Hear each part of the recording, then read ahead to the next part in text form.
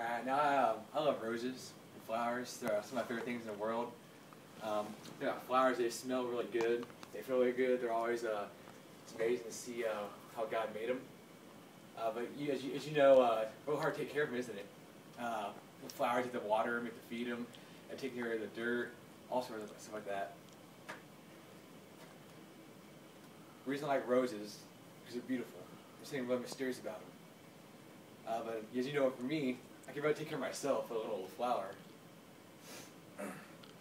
So, as you can see, this little precious little flower, without help, without nurturing, caring, and loving, I'm not going to go anywhere. As I talked to you guys before, I talk to a lot of guys about my struggles and sin and sexual immorality. You know that how I've struggled in the past with a lot of it, and how hard it is sometimes just to go through a normal day without struggling with the sexual sin, whether they look at porn or go on the internet, just like look at pictures of girls in like small clothing. It's pretty hard sometimes. But one thing I want you to point out is, I know that you all have sinned. I know that you guys all mess up in your lives, whether it be the small things or the big things. But today I want to talk to you guys about sexual morality. All right, I guess we need to find out what sexual sin actually is, and what sexual sin is, or sexual morality. What is it? It robs us fully of enjoying the peace and love that God deeply has for each one of us. And you can only be clean through the blood of Jesus Christ. So today I'm going to talk about 3 points.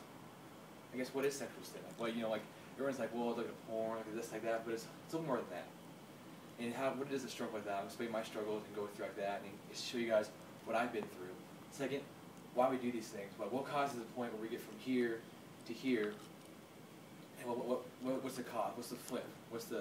Here's the action, already done it. And lastly, I'm going to talk about how do we fix this problem. So I think it's really important to fix this huge problem, because now in America, a lot of premarital sex, a lot of homosexual sex. There's also just people just being sex out of out of marriage. So today I'm going to talk about those 3 things, and let's get started. Today, first I'm going to talk about what is sexual sin. Where did she go? 1 second here. Oh, there she is. Sorry about that. All right. According to Liberated Christians online website, what they see is sexual sin is whether through adultery, pornography, porno sex, or homosexuality, or any kind of sex that is not in a loving way is sexually immoral.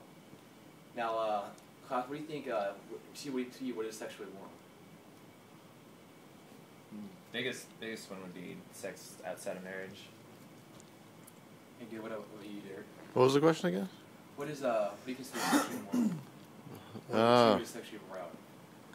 The sexual immorality. That's just those things you listed.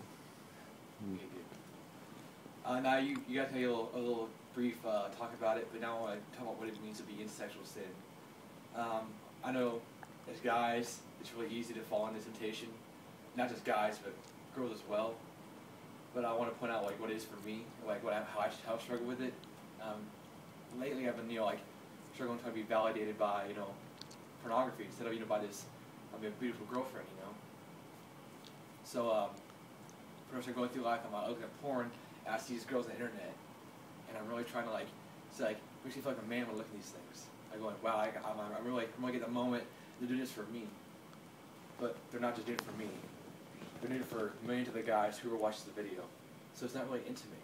Intimacy is between one person and another person, and not between thousands of people at once. I know between people, high school, it's funny because people will have these sex with all these people, and I'm really intimate. A lot of people going, well, if you're intimate, then why'd you go from him to her to them, to this group, to this people? It's supposed to be 2 people.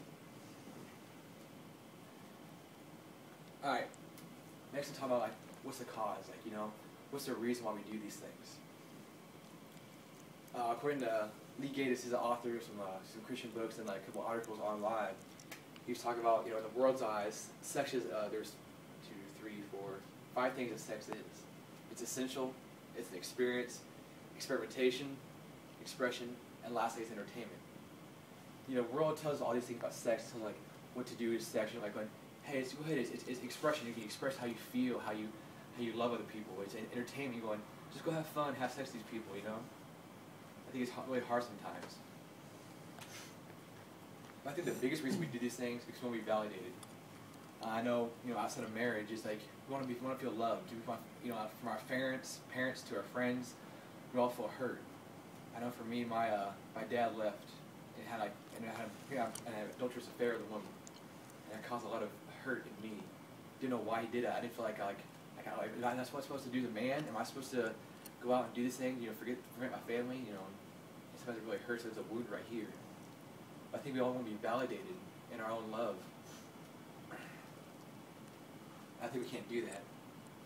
So the last thing I'll talk about is how do we fix this problem? How do we fix being validated? How do we fix being that hurt, that pain? The only pain that we can actually fix is through Jesus. And I guess I want to define what an author actually defines sex is. This author, John Eldridge, he actually talks about what sex is. And he gives a definition here. I'll read it for you real quick. The man comes to offer his strength. The woman invites him into herself, an act requiring courage and vulnerability, selflessness for both of them. Notice first the man does not rise to the occasion, nothing will happen. He must move. His strength must swell before he can enter. Neither will love or consummate unless the woman opens herself into stunning vulnerability. When both are living as they were meant to live, the man enters the woman and offers his strength.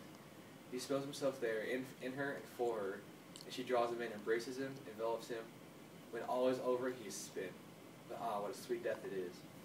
I know we're all adults here, and I'm sure that's like, just we're all giggling about that, like hee hee. But I think it really portrays the beautifulness about what sex is. Just offering or laying down your life for somebody. Just spilling yourself for all this love. How much I kind of love this person, let me lay my life down. It's more about them than it is about us. So I think sometimes sexual immorality is all about me.